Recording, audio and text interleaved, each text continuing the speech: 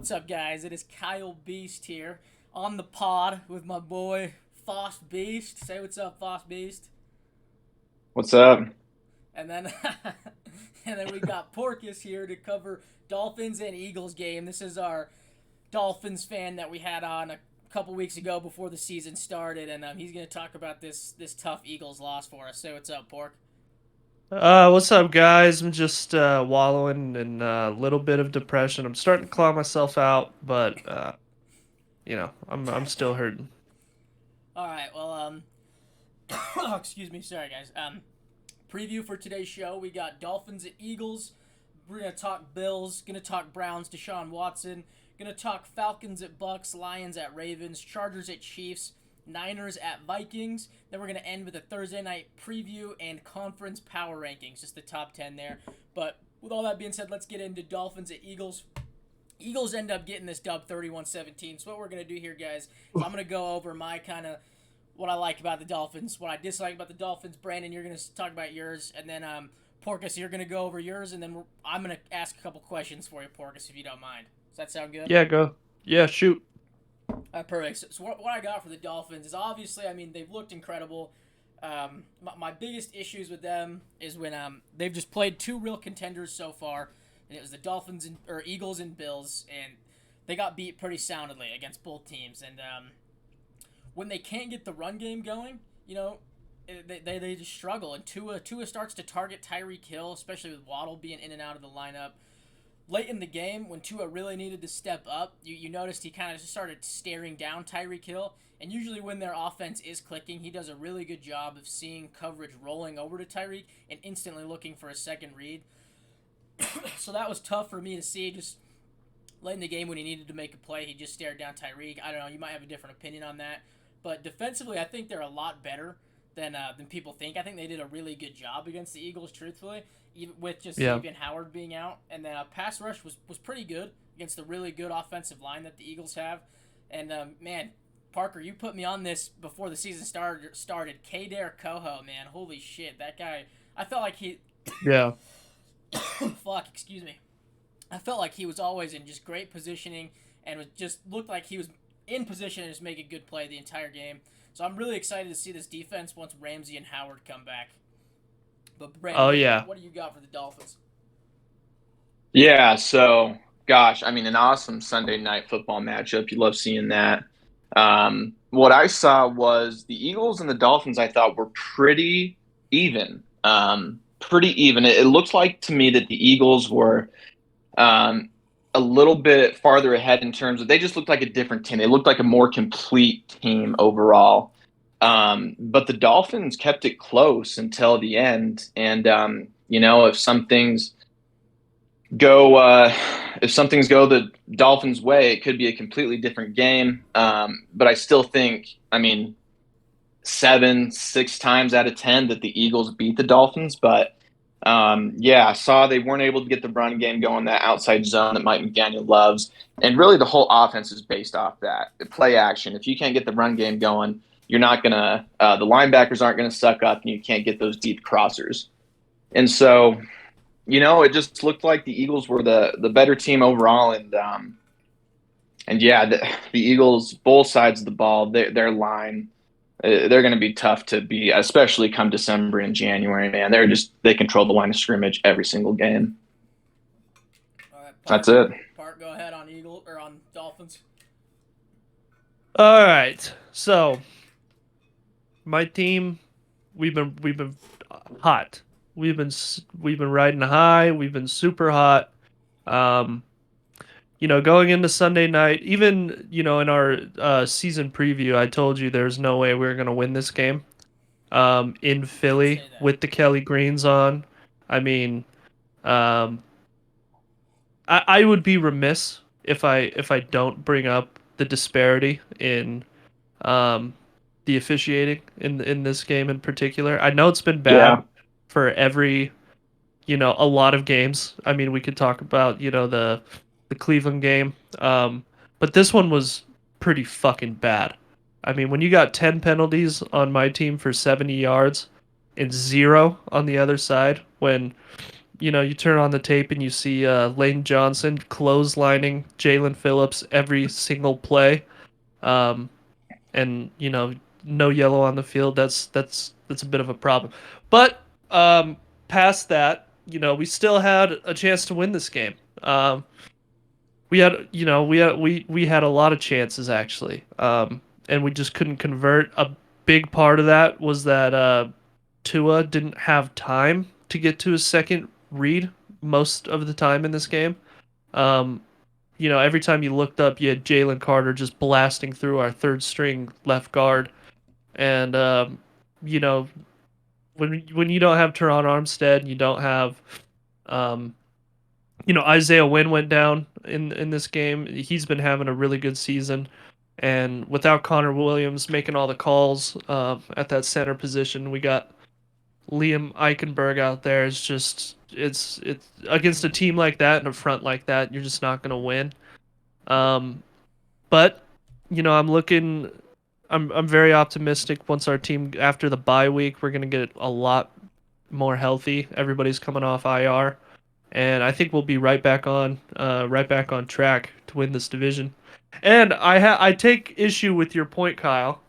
You said the only two losses we've had are against contenders.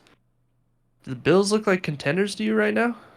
Well, I mean, obviously, after the 3 weeks of super inconsistency, no, and I more so mean just higher tier teams and talented teams. I mean, at the end of the Right. day, I mean, the Eagles didn't look like contenders to me coming into this game, and then they came out of this game looking obviously like a completely different team. So I think Yeah. you got to take things week by week, and I think certainly the Bills have the talent to win the AFC. And the problem with that is, I mean, there's about 7 teams in the AFC who could all come out of the AFC this year.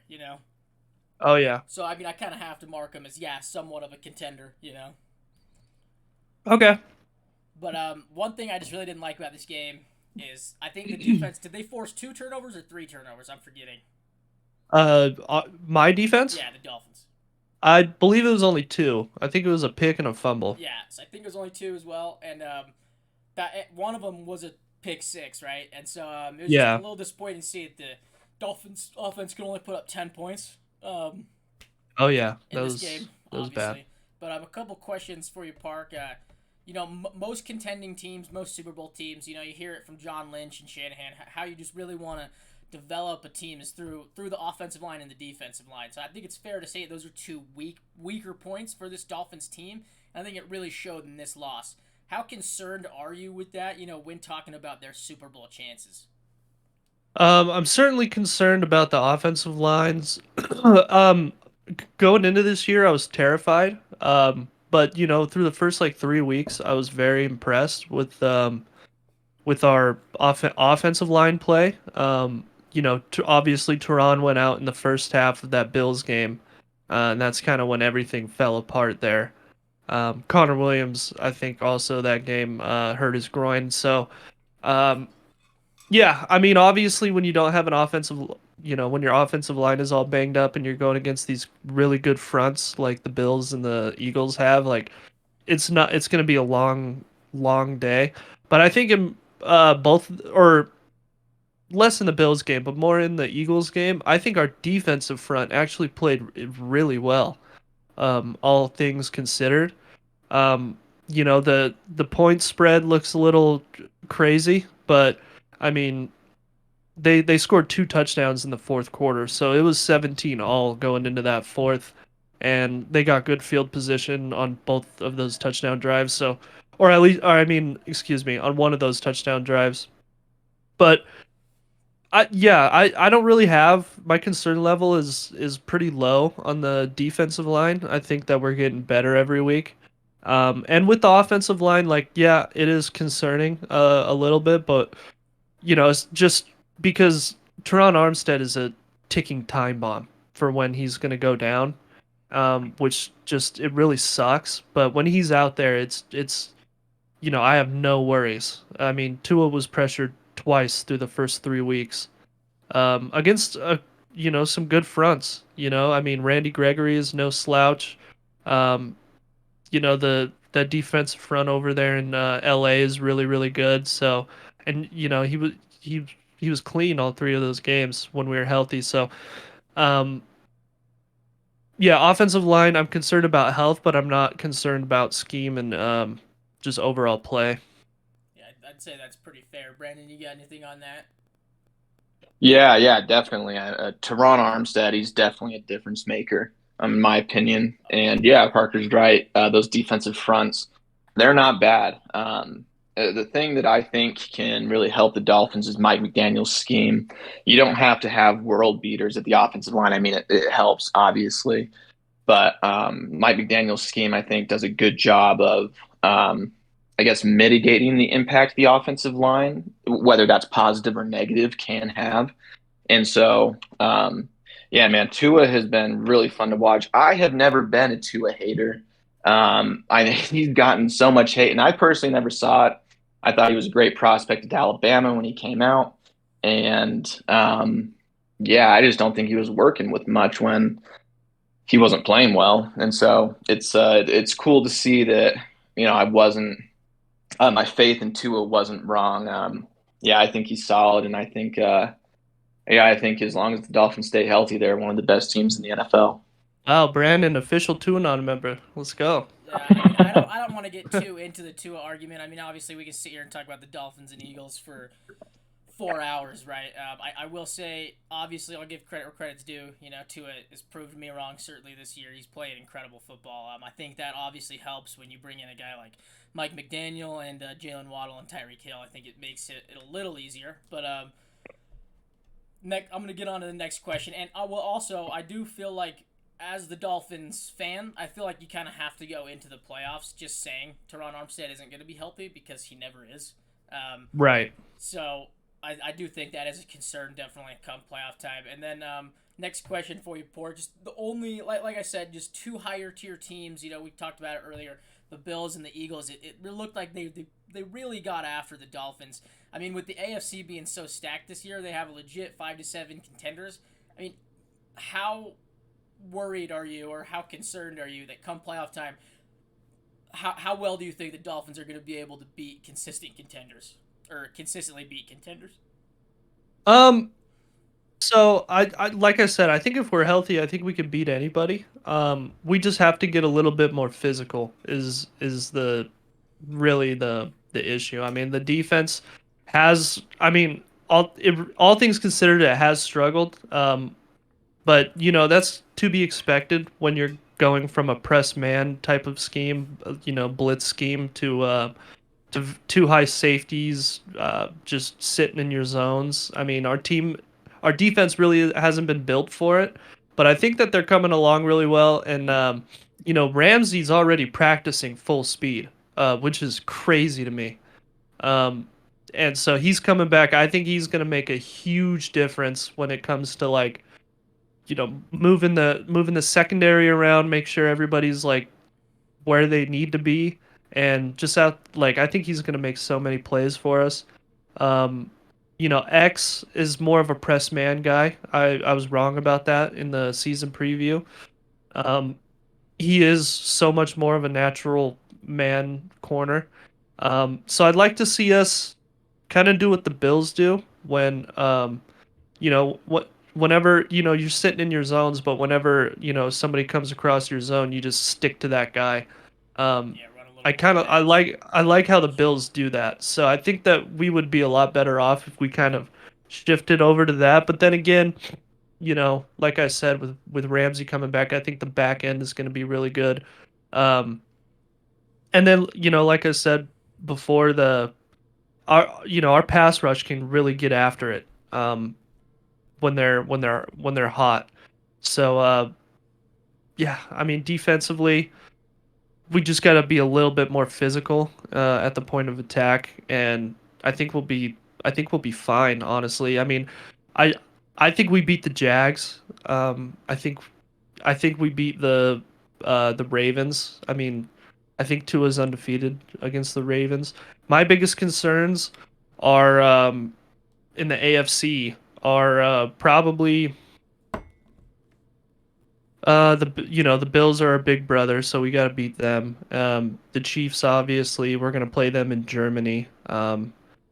And other than that, I think that we can beat anybody in the AFC for sure.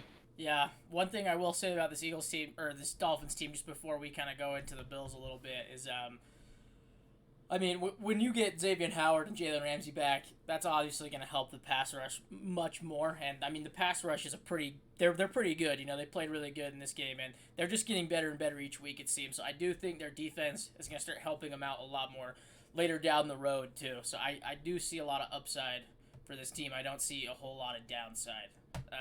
Right. One thing I did want to say about the Eagles, me and Brandon talked about this for a lot. I mean, this is a very simple way to put it, but I think it's valid.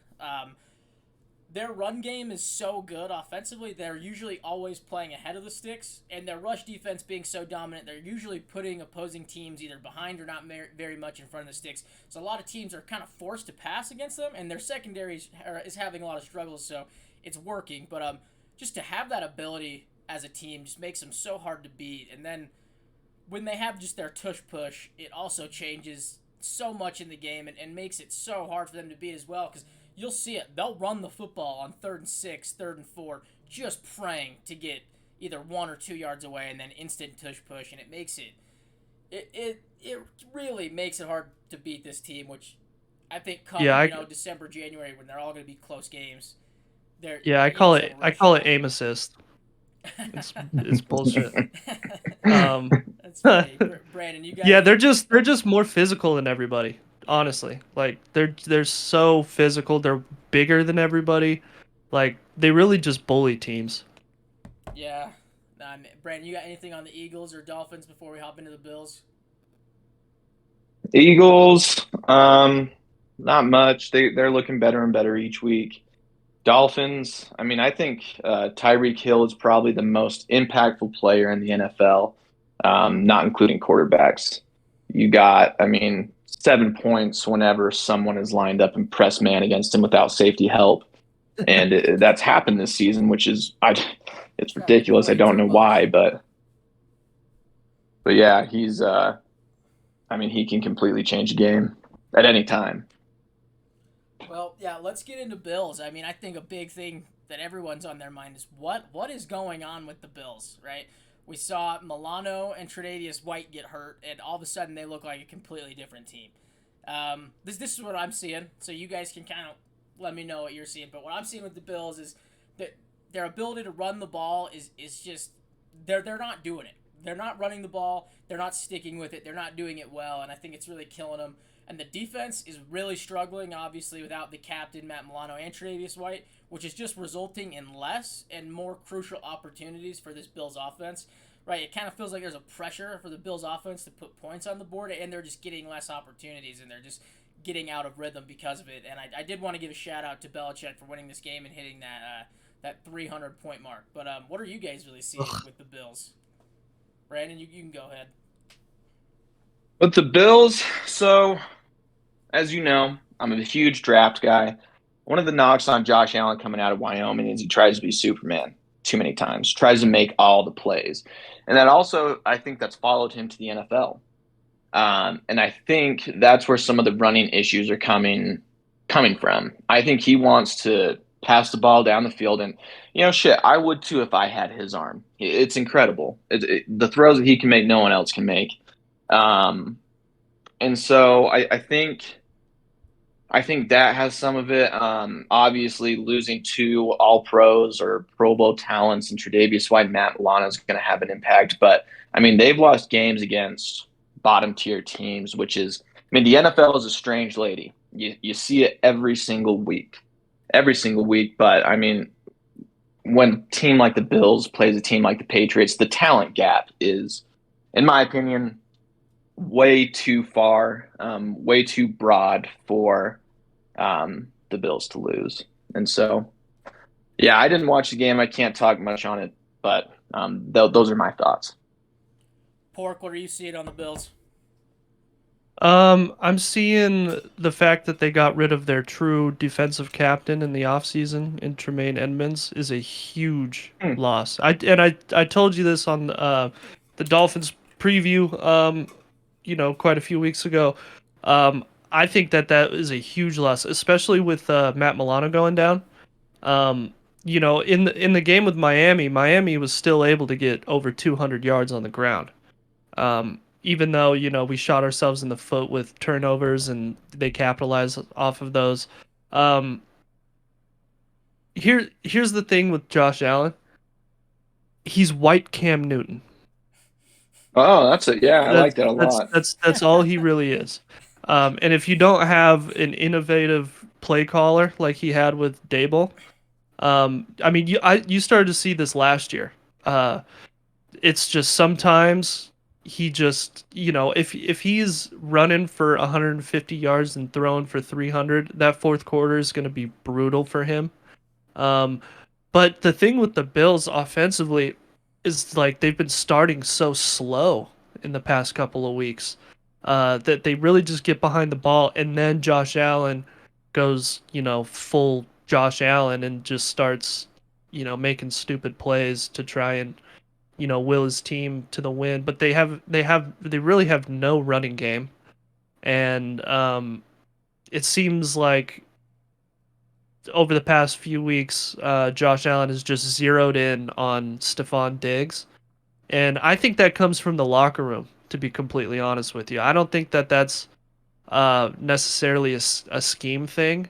I think that Diggs is extremely needy um, for the ball to come his way, and if not, there's just friction in the locker room, and I think that that's overall like bad for their team. Um, because he's always double teamed. So if Josh doesn't put it right where it needs to be, I mean, how many interceptions does he have this year? Like 9 or something like that. I don't think it's He's that getting high. up. He's getting up there. More than Um, Dak Prescott. yeah, yeah. And he's got a whole bunch of turnovers. Um, just being reckless with the football. And honestly, this team without that, like I said, without that veteran play caller or uh, player coach in Tremaine Edmonds on the defensive end, they're just gonna get behind the eight ball. And they are decimated with injuries. But even without that, I think that Tre'Davious White has, I think his overall production has gone down over the past couple of seasons. Their safeties are always going to be badass, but when your linebacker core is decimated, and your corners and I'm sure they're elevating guys off of practice squad at this point to play secondary. Um, it's just they're gonna struggle. Yeah, no, no, all great points. I certainly think Josh Allen is better than Cam Newton, but everyone knows how I've felt about Cam Newton over the years. I Well, Cam Newton won a MVP. I don't think Josh Allen has. no, not yet. I'm not. Yeah, we can get into that argument any other time. But Josh Allen has 7 interceptions, by the way, which is a lot. That is not good at all.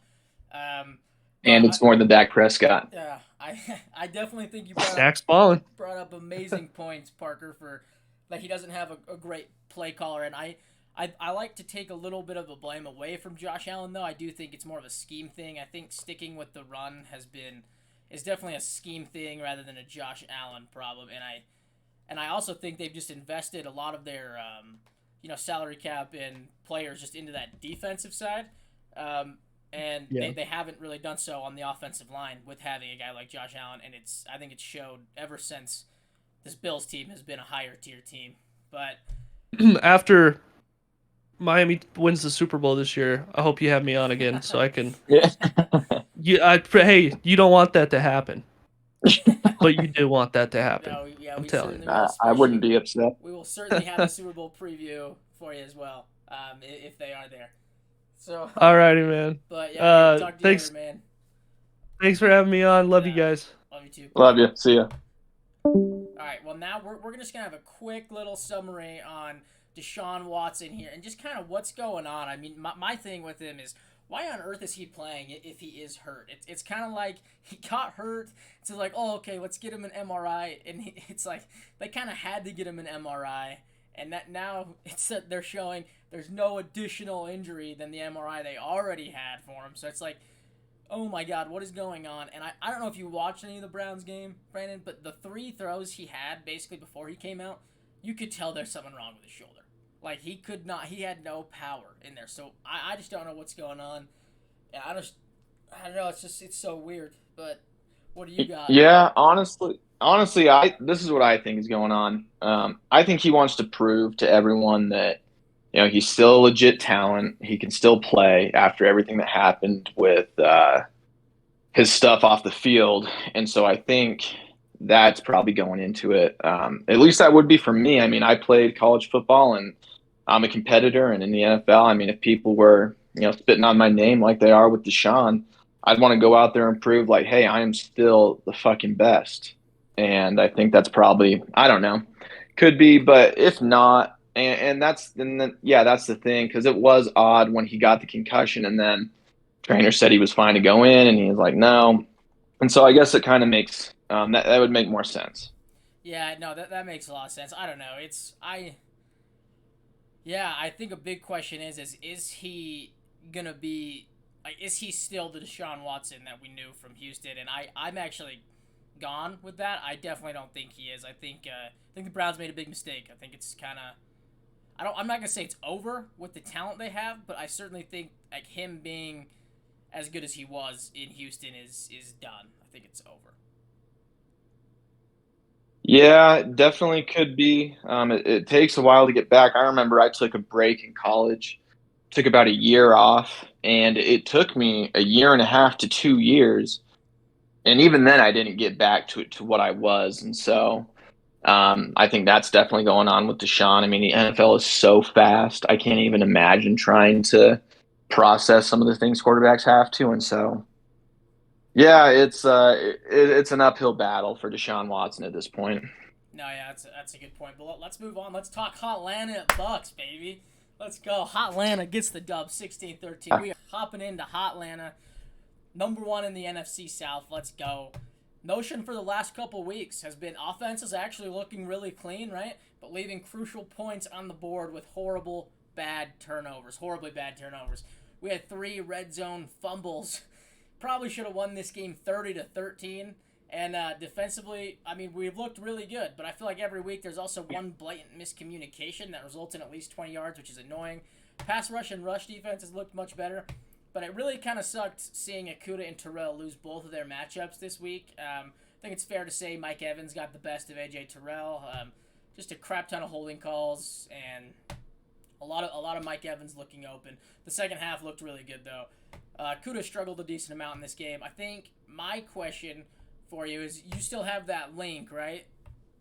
I do. And I shared you, so go ahead and let's click on that and let's go look at it really quick. Okay. It should be 450, so go to 450. Okay, I'm here. Okay, I'm gonna also pull it up though.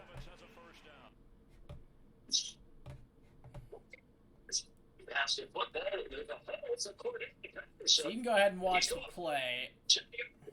It's just that play. So that's the play I want you to see. So we had... Hold up. I'm going to throw this over here really quick. So we had 3 red zone turnovers. So we had just obviously just a muffed snap. And then you saw the touchdown that was overruled as a turnover, correct? You saw that one? Yeah. Right? All right. Yeah. So let's take a look at this one. Right? So go ahead and 450. Yep, 450. Go ahead and press play on it. Okay, I've watched it twice already. Okay. All right. You want me to watch it again? No, you don't need to.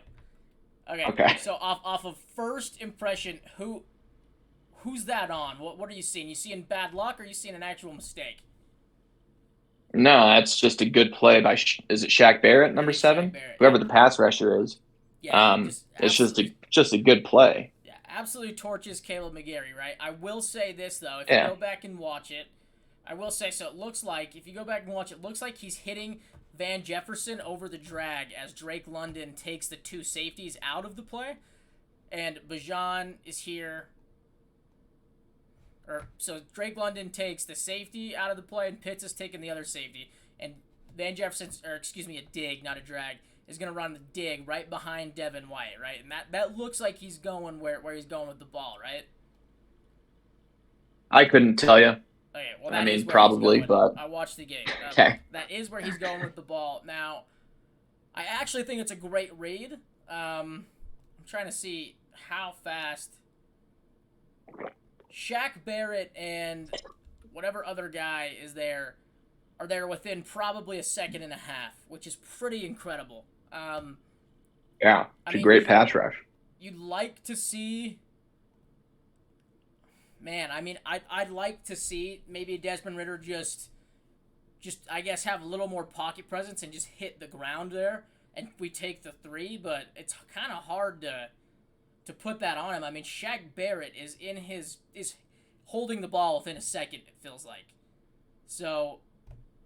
Yeah, that's. I don't think that's on Ridder. I don't think Patrick Mahomes. I think Patrick Mahomes is the quarterback. The same result happens, to be quite honest. It's 3rd and goal, and so he has to hold the ball. He's trying to score a touchdown. It's 10-10 at the end of the half, and so yeah, no, I just think it's just a good play.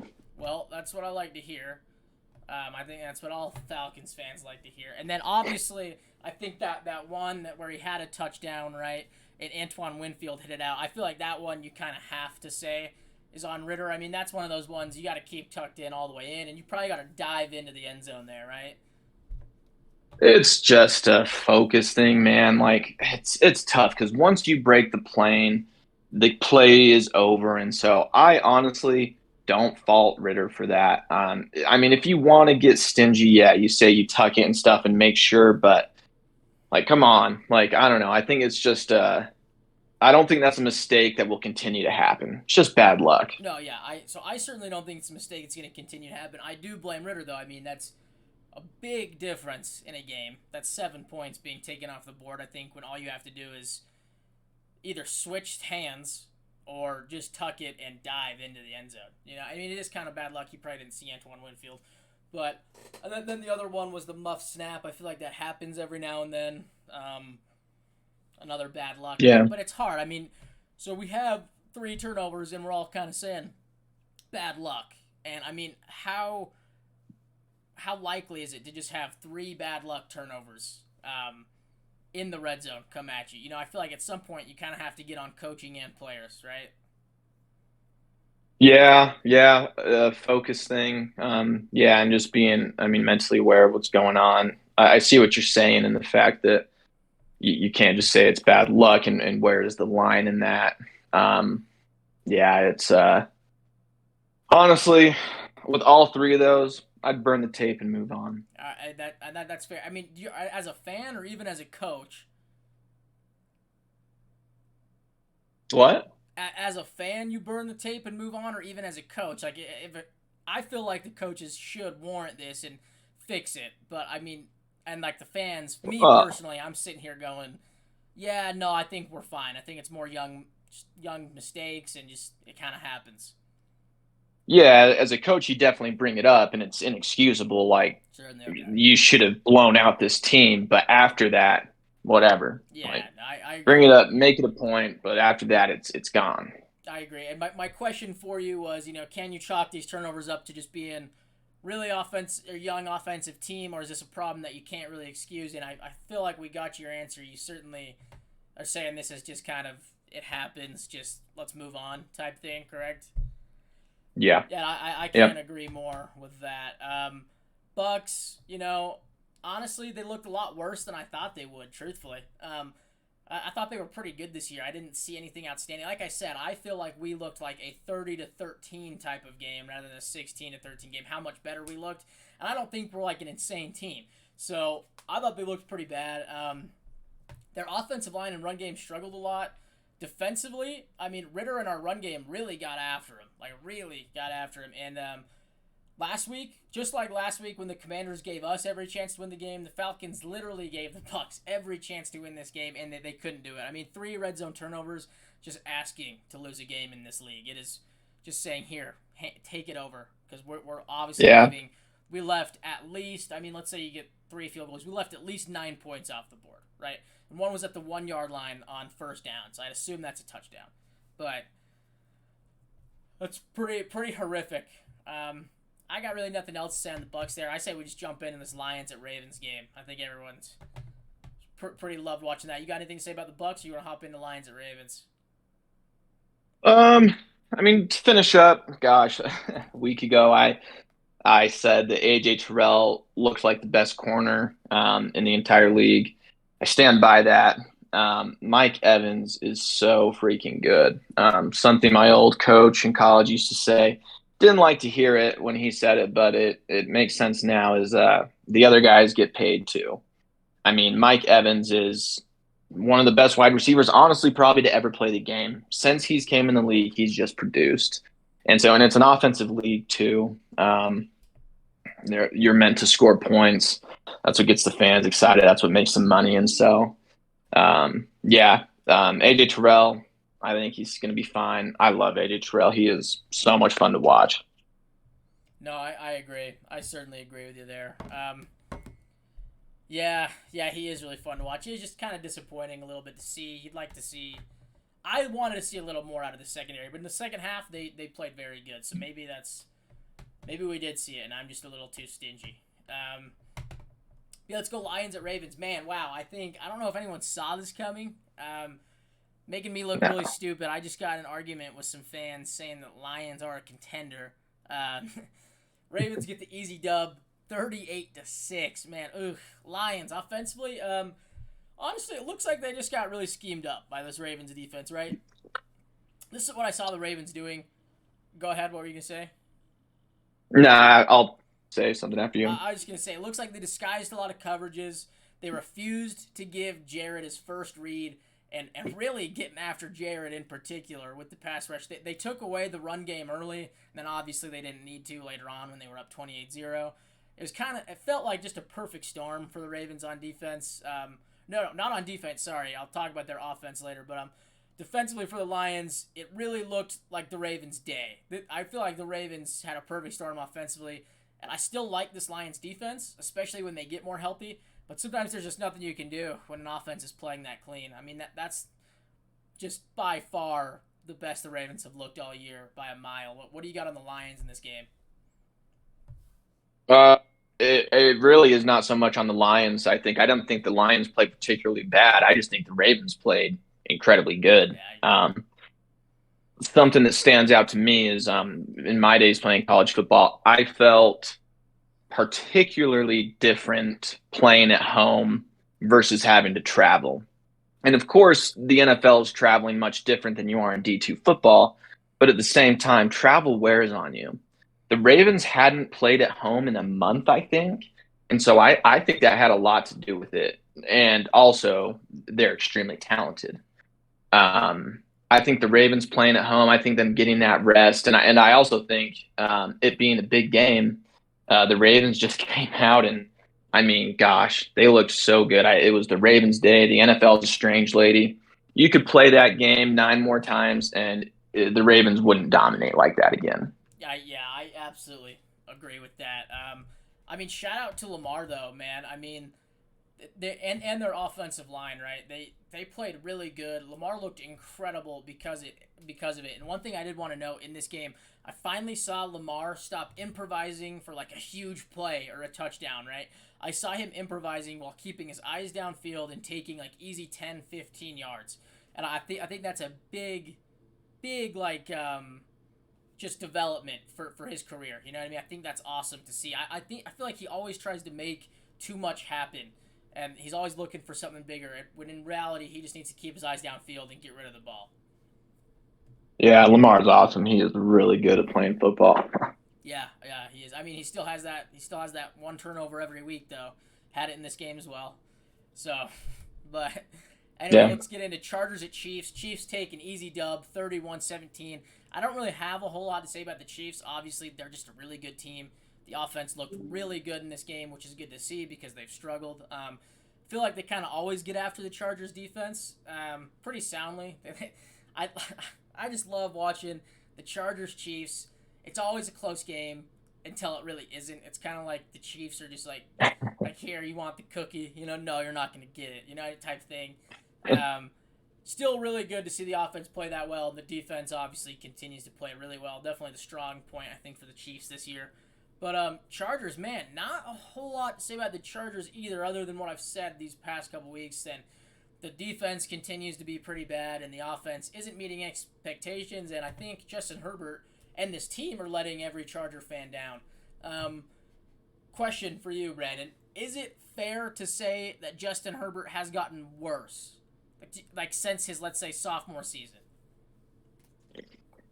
I'm not sure. Like I've said, and like I've gone back to, coaching is a huge deal in this league. Yeah. They switched OCs. Having to switch OCs like that and play in a completely different system, I think, is having an effect on him. I mean, he certainly missed some throws. You saw it against the Cowboys. I didn't watch too much of the Chargers-Chiefs game, but he missed game-changing throws against the Cowboys.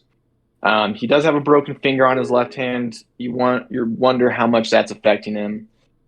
But I understand he has the injury, but that's something that always bugs me. I feel like with him every year. I actually, for the record, I don't think he's gotten any worse. I just don't think he's progressed at all. I feel like this is the most football I've watched, and I just feel like he's kind of always been this, I guess, above average. He's not great. I think he just has some games in a cannon where he looks really good, but doesn't consistently play. And I feel like every year it's, he has something bothering him. You know what I mean? Like, he's got to, I feel like at this point in his career, and I do know they just got the OC, I feel like he's got to look a little better, especially when the pressure's on. You know what I mean? yeah. I mean, it falls to the quarterback. They get the most praise. They get the most hate. Well, you can say if he's the guy. Sorry, go ahead. Sorry, you can say scheme, obviously is an issue, but I mean, I feel like the scheme isn't an issue when you miss Keenan Allen for 2 touchdowns against the Cowboys, or right. There was another play in that Cowboys game where he had his running back. If he just would have thrown it early, they would have had a touchdown. Instead, they have to settle for 3. Do you remember what I'm talking about? Yeah. And so I feel like it's way more on Herbert than Kellen at this point. Yeah. I mean, I'm not in the locker room. I don't know what's going on between them. It's I couldn't tell you, but yeah, I know. I mean, you always talk about a big thing that I learned from my coach in high school is you want to get to the point where when you're on the field, you're not thinking. You know the plays that well, and quarterback being such a cerebral position, I think that is doubly or maybe even triply or quadruply true for quarterbacks. Yeah. And so it might not be whose fault is it. It might just be growing pains. Yeah, that's fair, definitely. My second question is, can this team turn around their 2-4 record and compete for a playoff spot? From what you've just seen, how they've looked and how deep the AFC is. I think they can because of the division they play in. I think it's a weak division. I think they have wins against the Broncos and Raiders, sweeps. And they're also a very talented team. So, yeah, I do think so. Yeah, so I'm on the opposite end of you there. I don't think so. I think this team is done. I think the AFC is too deep. I'm looking at their schedule right now. They play the Bears. I'm going to give them a win, this upcoming week to the Bears. I'm going to say they lose to the Jets. They lose to the Lions. They beat the Packers. They lose to the Ravens. I'm going to say they lose to the Patriots in New England. I'm going to say they beat the Broncos. They beat the Raiders. They lose to the Bills. Then they end the season just with 3 losses. I got lost to Buffalo, lost to Denver, lost to Kansas City. So I'm giving them a 7-10 record at this point. I just think it's over. I mean, they're 2-4. They haven't looked good. It's one thing when you're 2-4 and let's say the Vikings at one point. The Vikings were 1-3 and you could tell they were playing pretty good. They just needed to really clean some things up. I feel like this team has way too many things they need to clean up. Yeah, I mean, it's an uphill battle. 2-4 it's tough. It's tough. But let's get into that 49ers at Vikings. Vikings with a huge win. 22-17. I don't think anyone saw this coming after, without Justin Jefferson and the 49ers coming off an embarrassing loss. So what I got 49ers here is 2 consecutive losses. What? Are you kidding me? And they're to 2, I feel like you could say to 2 below average teams, or maybe the Vikings are a little above average, but in these 2 losses, this is what I'm seeing, right? I'm seeing opposing defenses, really working on trying to stop the run game, right? And get Purdy uncomfortable, right? And just make Purdy beat you. It's certainly working. Purdy has had to put together drives without the run game helping him, and he's struggling. He hasn't been able to just put together drives solely by himself without that run game, especially with the turnovers. I do think this offense is going to be just fine. Turnovers come and go, and I think some of the turnovers are just bad luck, kind of like we talked about with the Falcons. So I think they're going to be okay. But defensively, I'm seeing teams do a lot of max protect on third downs to limit the pass rush for them and beat the Niners man on man. The Niners, at least for this game that I watched, the Niners run a lot of either 1 high man, 0 man, or a lot of just 3 or a 3 match, where they bring that safety down and everyone's in one-on-one, right? And the free safety. So, the biggest difference, I think, and tell me if I'm wrong, Brandon, but this is what I've kind of put together. The biggest difference between cover 3 and cover 3 match is usually in match, obviously, it's a zone match, but the biggest difference is that free safety is reading the quarterback, and he's coming down, trying to take away those, underthrows and slants, I guess, or middle of the field, digs, and you're really leaving kind of your two corners kind of on an island depending on where the quarterback's seeing. It gives the free safety a little bit more freedom, I guess, is where it comes from. I think that what you're talking about is more cover 1 robber and cover 1 thief. Cover 3 match, and I am not 100% sure, but my knowledge of what cover 3 match is you have your zone, but once someone comes in your zone, you stick with him.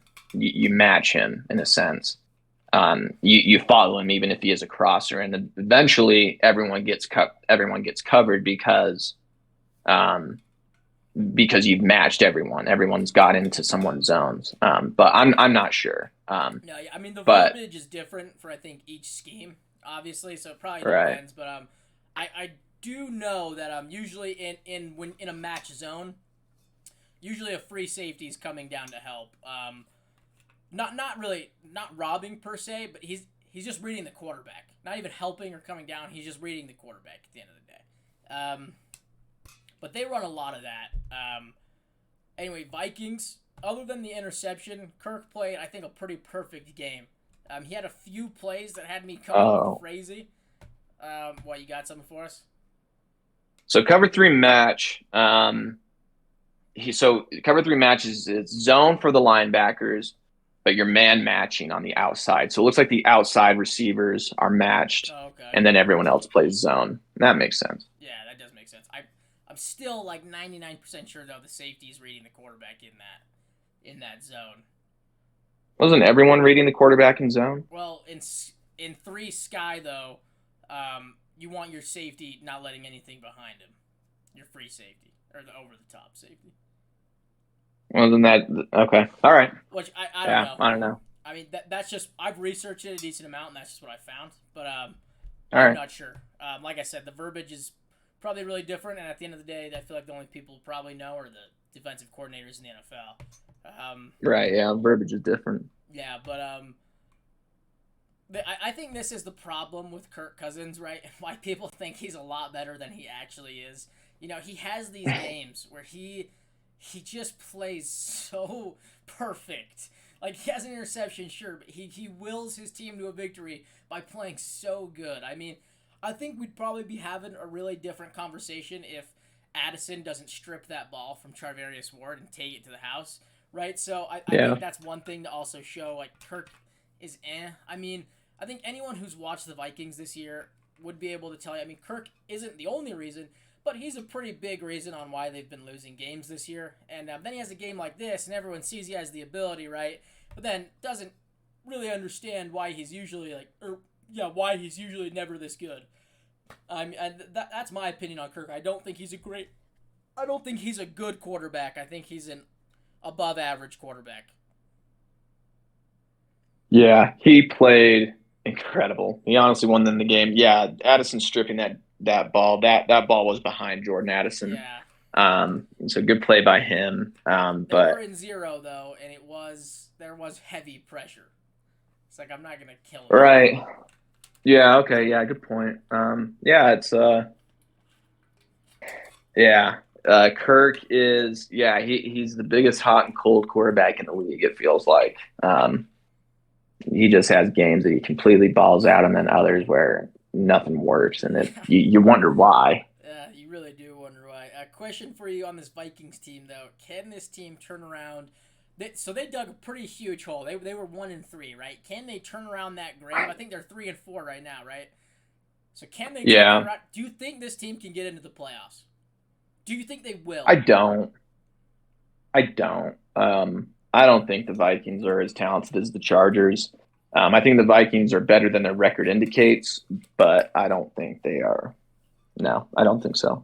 You see, so I agree with you on I don't think they're as talented as the Chargers, but I think you have to acknowledge that they're playing better than the Chargers, and I think at the end of the day that's what the NFL's about. But so I actually am on the opposite spectrum on you with both of those teams. I actually think the Vikings are going to get into the playoffs this year. I do. Yeah. The NFC is pretty weak, so I do think Yeah. they get into the playoffs.